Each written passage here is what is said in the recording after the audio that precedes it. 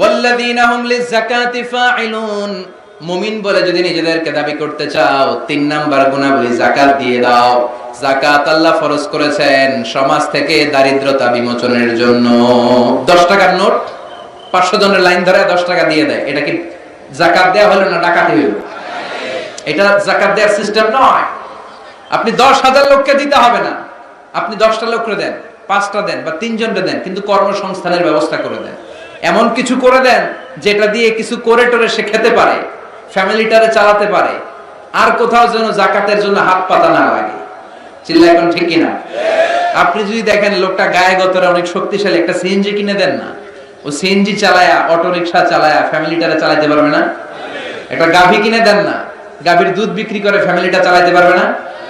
একটা টঙের চায়ের দোকান করে দেন, চা দোকান আছে এদিকে, বেশি পয়সা লাগে চায়ের দোকান বানায় দিতে, অল্প কিছু পয়সা লাগে, একটা ফ্লেক্সি লোডের দোকান দিয়ে বসায় দেন, ও আর কারো কাছে টাকা চাইবে না।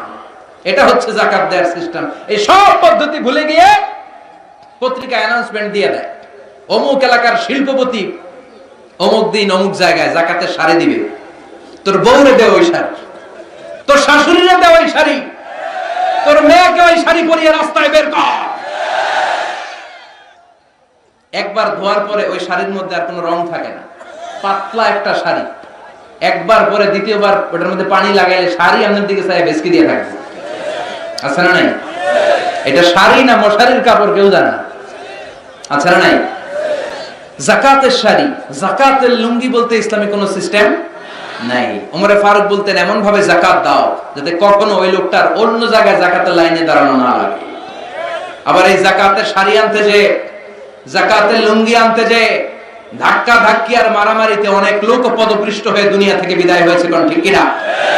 শিল্পপতি তোর ঠ্যাং ভেঙে আল্লাহ তোরে শায়েস্তা করবে, চিল্লায় কোন ঠিক কিনা? এই যতগুলো লোক মারা গিয়েছে তোমার মেহমান হয়ে এসেছিল তারা যাকাত নিতে, 9 জন বা 11 জন, একবার এট এ টাইমে 9 জন মহিলা মারা গিয়েছে শাড়ি আনতে যে। কিয়ামতের দিন ওই ডাকাতের হিসাব আছে না নাই?